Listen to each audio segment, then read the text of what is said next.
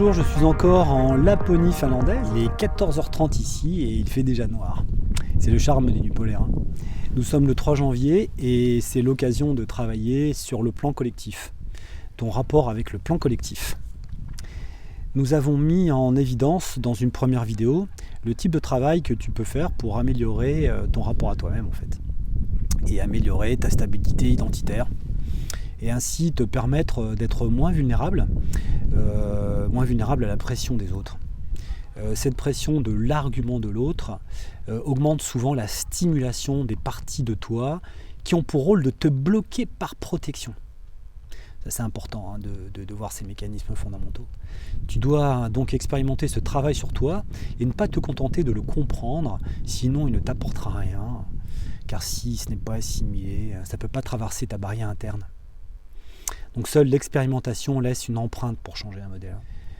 Ensuite, le second travail, dans une deuxième vidéo, concernait l'amélioration de la relation à l'autre et consistait également à déparasiter les idées toutes faites que tu intègres, non pas depuis toi, mais par défaut depuis les autres.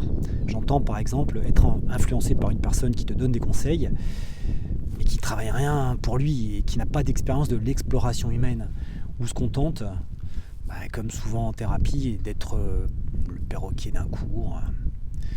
Le thérapeute est malheureusement très souvent un simple répétiteur. Tu vois dans quel bain on est. Mais bon, c'est humain. Après, évidemment, il y en a certains plus sérieux qui ont un sacré parcours dans leur propre exploration de vie et qui savent à peu près ce qu'elles font et connaissent leurs limites. Ça, c'est important. Bon, là, c'est un peu plus rare. Ce sont quand même des thérapeutes au tempérament qui savent remettre en cause une méthode pour progresser, reconstruire, revenir sur leurs décisions, leurs croyances. Pour moi, c'est la base de l'intelligence, d'être capable de se reconditionner et changer d'avis. Quand on parle du rapport à l'autre, on parle du rapport à un interlocuteur, un conjoint, un membre de ta famille, un thérapeute, un copain ou une copine. L'autre ou son avis peut rarement t'aider par sa compétence, car elle est limitée. Ce sont des pistes selon lui, selon ses émotions, selon ce qu'il ressent de toi. Souvent tu te trompes embarqué dans des fausses pistes, ces pistes à lui, sauf s'il est capable de commencer au point de départ, de mettre à plat. Le point de départ, c'est ton comportement à toi, à la base, sans l'histoire que tu racontes. Si ce n'est pas le cas, et que tu rentres juste dans l'exploration émotionnelle, du sens émotionnel, tu vas rentrer dans la mise sous pression de tes problèmes, et ça risque d'envenimer la relation à l'autre. Pour moi, les émotions sont comme la fumée en fait. Ça sert à rien de les commenter ou de vouloir les dissiper, de les éliminer bêtement. Il faut éteindre les mécanismes, donc les feux sous-jacents. En thérapie, comme tu es souvent la star de la consultation, par clientélisme ou compassion, enfin bref, appelle ça comme tu veux, il y a peu de chances que tes mécanismes soient bougés. Souvent, ce sont des fausses pistes psychologiques et leurs résultats, je pense que tu les as déjà vécus sans les peser véritablement. C'est lorsque tu consultes un praticien, un copain, un voyant par exemple, et qu'il te prend en charge et rentre bêtement dans ton jeu en argumentant que ce que tu dis n'est pas normal pour toi, et blablabla, celui qui t'a fait du mal est stupide, il voit pas ce qu'il fait, que par exemple Maurice, ton conjoint, est inconscient. Il argumente au point que tu te dises rapidement et très fortement « Ah, c'est super, mais Maurice devrait être là pour entendre ça. Ça lui remettrait les idées en place. J'aurais aimé qu'il écoute ça. » Tu te sens forte là, à ce moment-là. Dommage qu'il ne soit pas là pour entendre ça. Ça te fait du bien, ça te conforte et tout va donc dans ton sens. Même si le thérapeute ou la copine se plante totalement, mais en réalité, ce que ça fait, c'est que ça ne fait qu'attiser ton esprit vindicatif, rien d'autre. En fait, on t'a foutu le feu. Fort de cette information, le sujet, toi, est encore plus sous pression psychologique, et tes structures de défense sont à fond. À ce moment-là, le pire est à craindre dans ta relation, et surtout quand tu vas revoir Maurice, il va s'en prendre plein la tête. Donc en fait, tu rentres dans du fight. Typiquement, tu t'en fiches de la solution. Ce que tu veux, c'est te sentir écouté. Que l'autre abonde dans ton sens. C'est d'ailleurs ce que tu reproches à ton médecin, ça c'est des stats, c'est qu'il ne prend pas le temps de t'écouter. Dès qu'on t'écoute, tu es satisfait. Maintenant, et après avoir fortifié et débarrassé un minimum ton rapport à toi et l'autre par ton travail, tu peux commencer à avoir assez de puissance pour améliorer ton rapport à la collectivité. Parce que ça, c'est pas une mince affaire. Mais là, c'est très difficile, car on touche aux mémoires collectives qui bougent très très très lentement à l'échelle d'une société. Il faut que tu sois suffisamment fluide à l'intérieur de toi, dans ton rapport à toi et ton rapport à l'autre, pour commencer à bouger cette relation multiple. Cette relation multiple qui conditionne les croyances sociétales, mais qui te compose, t'en es issu. Pour bien comprendre ce qui se joue, on va explorer la relation émotionnelle à la position sociale, qui est souvent branchée avec la réussite financière, sociale, pour surnager au-dessus des autres, par exemple. Tu n'as pas assez réussi ta vie aux yeux des autres. Et en fait, on va être obligé de reconstruire ces plans édulcorés, et c'est très difficile de s'en débarrasser. Car ils sont construits sur le concept que Dieu est ton ami ou ton ennemi. En fait, on ne sait pas trop au final. Tu vas voir le rapport qu'il y a là-dedans. Le patron, Dieu, celui qui a tout construit et t'a créé, t'a mis au monde, te permet de vivre, a créé le monde entier, manifesté, non manifesté, les nations, etc., etc. Cette force invisible est ton ami ou pas. Comme tu es souvent en panne physiquement, et en mal-être, en mécontentement, etc., tu te demandes automatiquement, mais qu'est-ce qu'il fabrique ce Dieu? Quelle est sa logique? Il ne m'écoute pas, je souffre, il ne fait rien pour moi, mais qu'est-ce que je lui ai fait? Ça va loin cette histoire. Qu'est-ce que je paye par exemple? Ça, c'est un classique aussi, c'est très répandu. Donc, ennemi ou ami, dans ce paradoxe, c'est très profondément contradictoire en toi. C'est destructeur. T'as un ami, mais tu ne fais jamais bien pour le mériter, en fait, et il te renvoie de sales expériences. En fait, au bout d'un moment, tu préfères penser qu'il te tape dessus pour évoluer, c'est ce que tu as de mieux à faire. Enfin, tu peux expliquer n'importe quoi derrière ces problèmes, si tu vas par là. Alors, comme ce niveau de réalité n'est jamais travaillé dans sa complexité, parce que c'est très complexe, eh bien, la douleur paradoxale va s'enfoncer encore plus en déni et tranquillement se transposer pour s'exprimer sur ton rapport à toi et se transposer sur ton rapport à l'autre également. Tu comprends? C'est un jeu de transposition.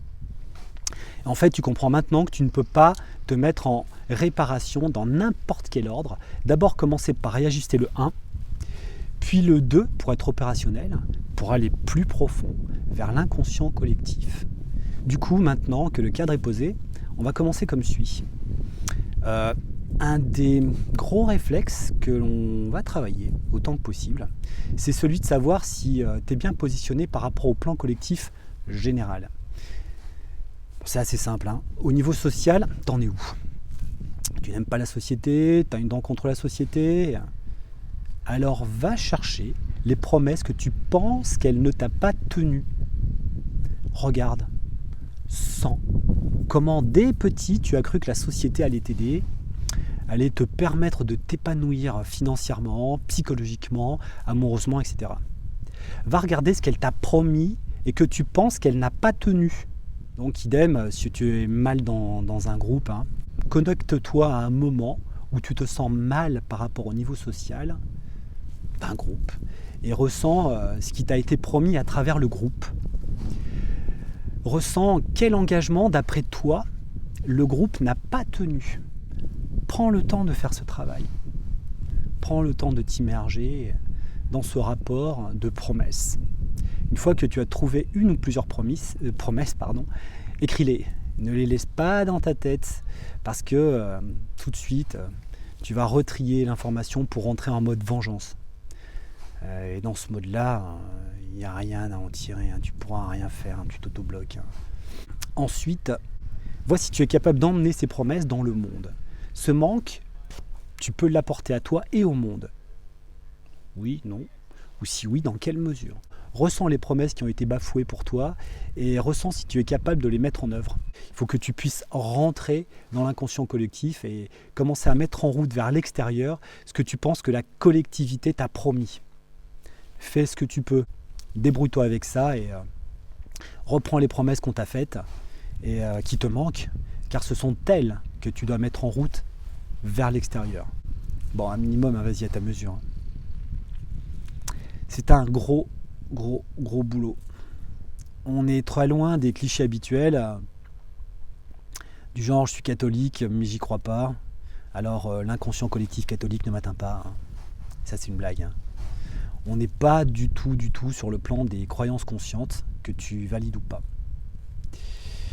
Nous sommes sur des constructions de fond très peu accessibles.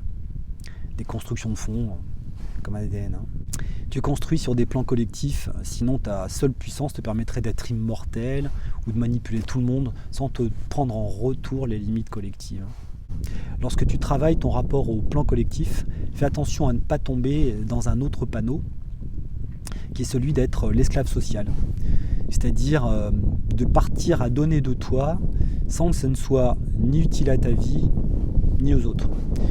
N'oublie pas qu'on est en train de travailler ton rapport à toi, au social. Ce n'est pas un travail sur ta servitude sociale. En résumé, rentre dans ce que la société t'a promis. Prends ton temps. Branche-toi sur ce sujet. Prends l'habitude de t'immerger en toi patiemment. En 2, liste les promesses auxquelles tu croyais. Et en 3, regarde comment toi, tu peux les mettre en place vers les autres, vers l'extérieur. Prends ton temps. Bon, 1er janvier, 2 janvier, 3 janvier, de quoi commencer l'année pour changer ta perception de l'année à venir. Voilà ce que je peux te donner. Tu as peut-être compris que ce n'est pas symbolique, le 1, 2 et 3 janvier. Hein. C'est juste un effet de style de commencer le 1er janvier pour le soir, le 2 janvier pour le 2, le 3 janvier pour le multiple, etc. On aurait pu commencer le soir, le 31. Les symboles pour moi sont irréels, ils sont porteurs de la vie. C'est-à-dire qu'ils ont la magnifique amplitude d'illustrer ce que tu veux. C'est tout. Les symboles sont des illustrations de ce que tu veux.